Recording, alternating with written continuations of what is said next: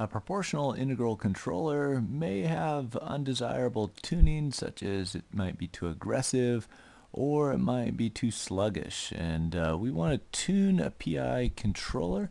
In this exercise, we're going to do this with the temperature control lab and walk through a couple exercises of using tuning correlations in the simulator.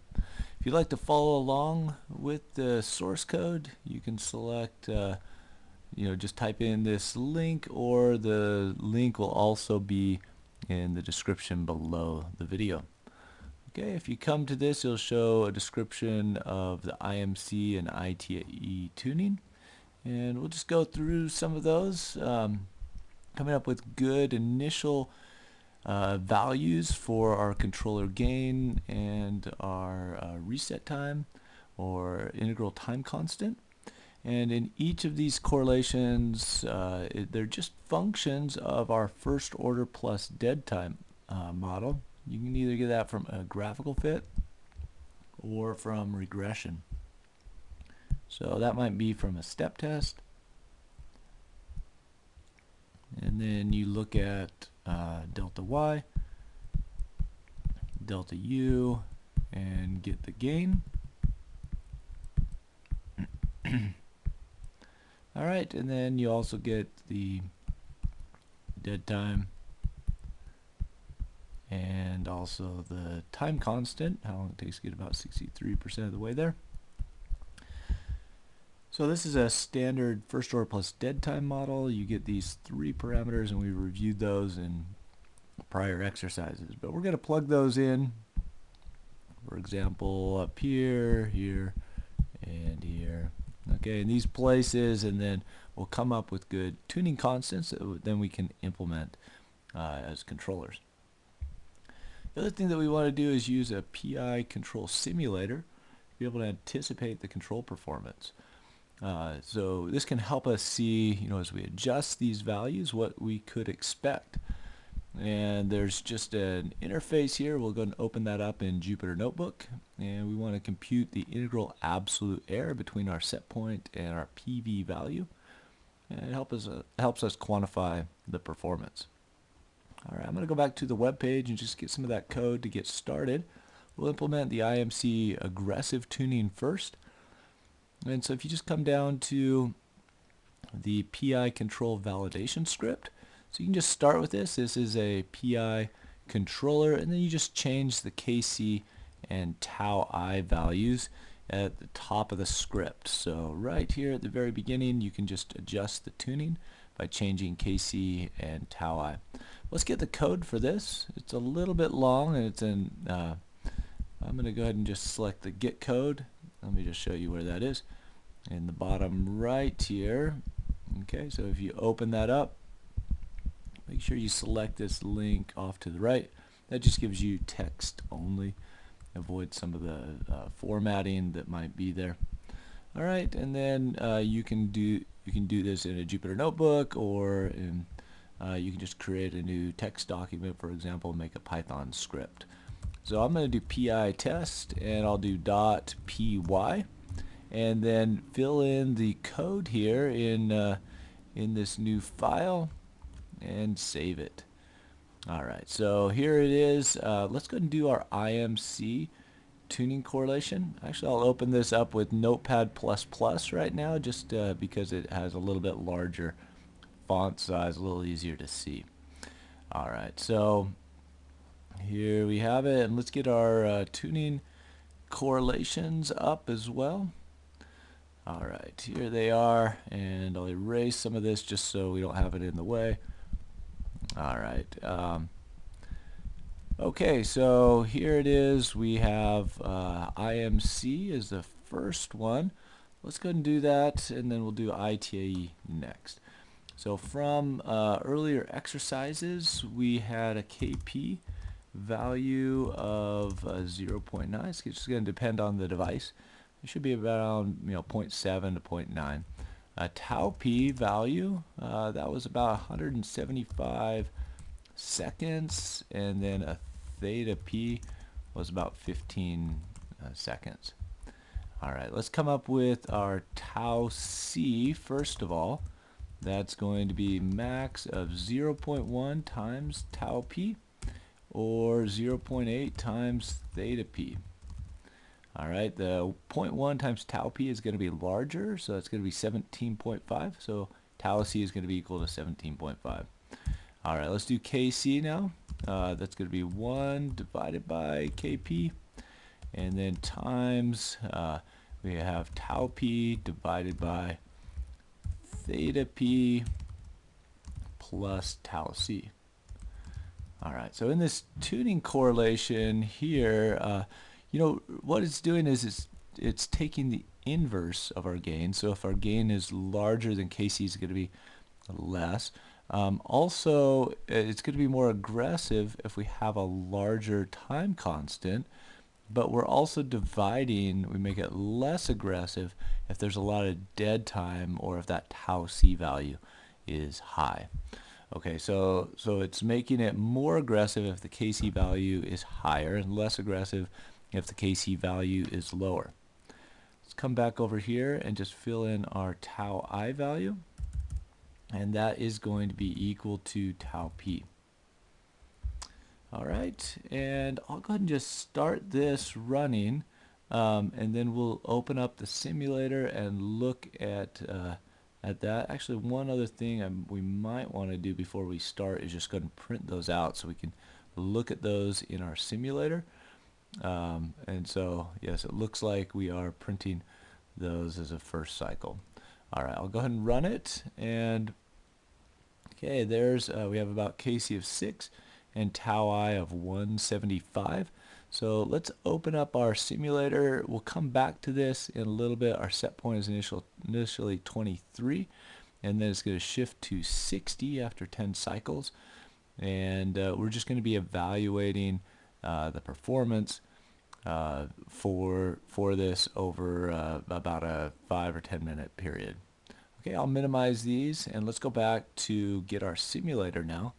I'm going to come back to the web page here, and let's go ahead and just get this. This is the Jupyter Notebook code here, and I'm just going to come down to the bottom right again, click the Get Code, and I'll copy this, Control A, Control C, and then here I'll just start my Jupyter Notebook. Okay, I'll go to my desktop and just create a new Python 3 file.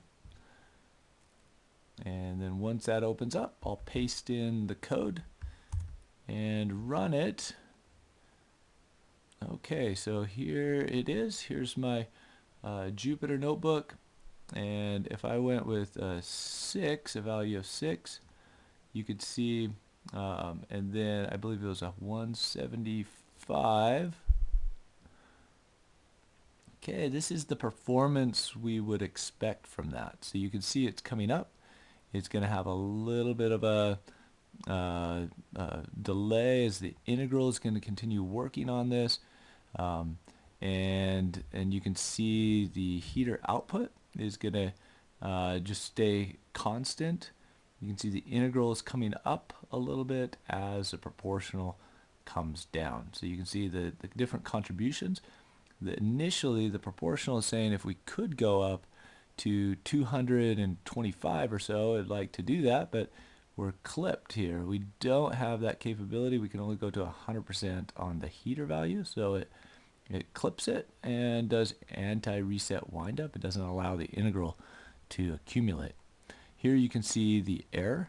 It's just the difference between the set point and the PV. And then right here in the left, there's our set point and temperature. Okay, so proportional integral terms, heater, and then also the air right there. But what we want to pay attention to, especially as we're adjusting these, is look at the integral absolute error. So we want to try to minimize that, but not cause a lot of excessive movement of our actuator. So let's go ahead and just adjust this now as it's running. If we increase the gain, okay, you can see it coming up. There's 11.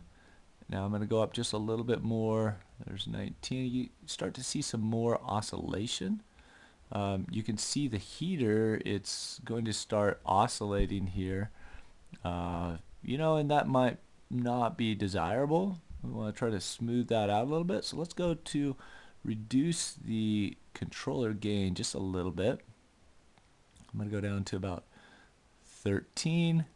And then let's decrease this integral time constant. So that makes it more aggressive. It uses more integral action. Alright, so this is updating. You can see the parameter values there.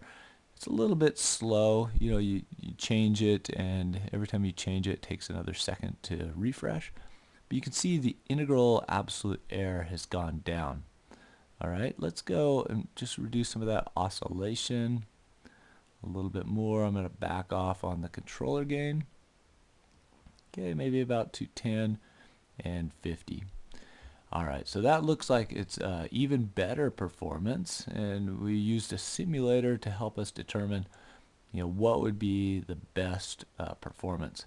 Another way to do this, and this is not part of the assignment, but I just wanted to bring this up just because it might be of interest.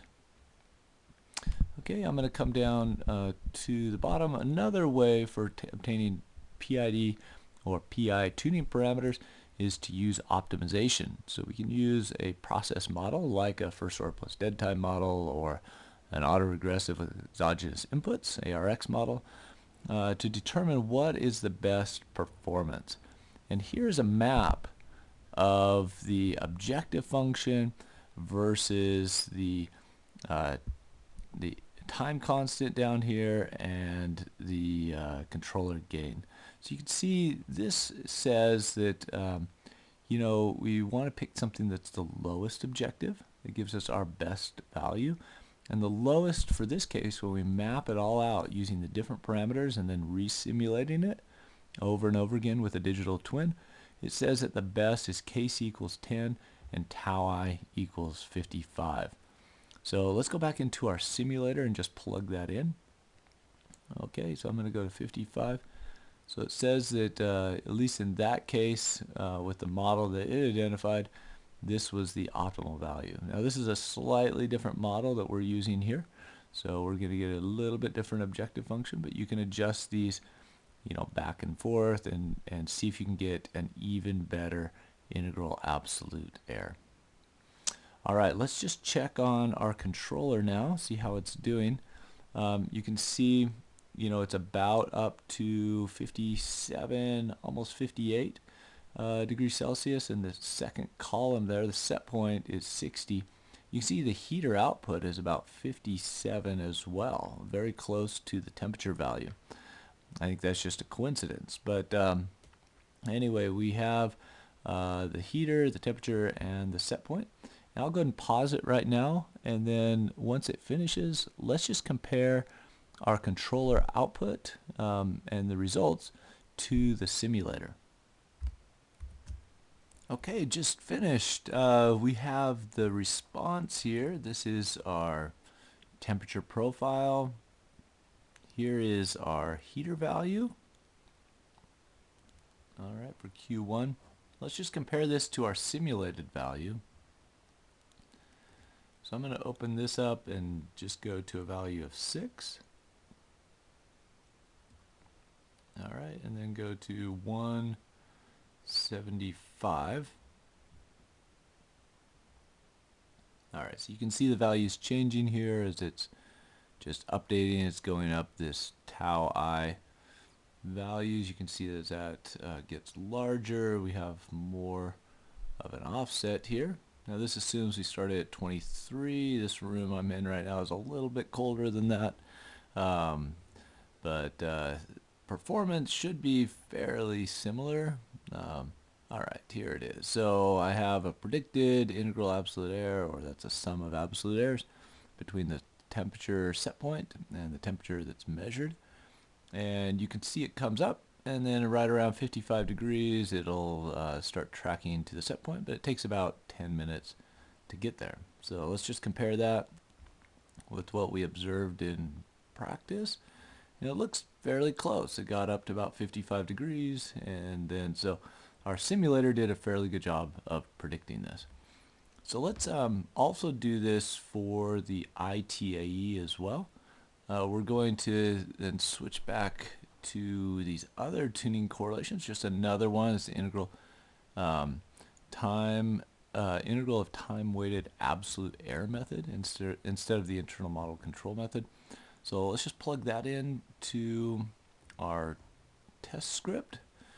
And so this was for, let's see, this one is for IMC. All right, and then you can go back to it if you want to. I'll do degC equals 0.586 divided by Kp, put some parentheses around that, and then let's multiply by theta p divided by tau p. So as we have more theta p, we do for exponential we go double asterisk, negative 0.916.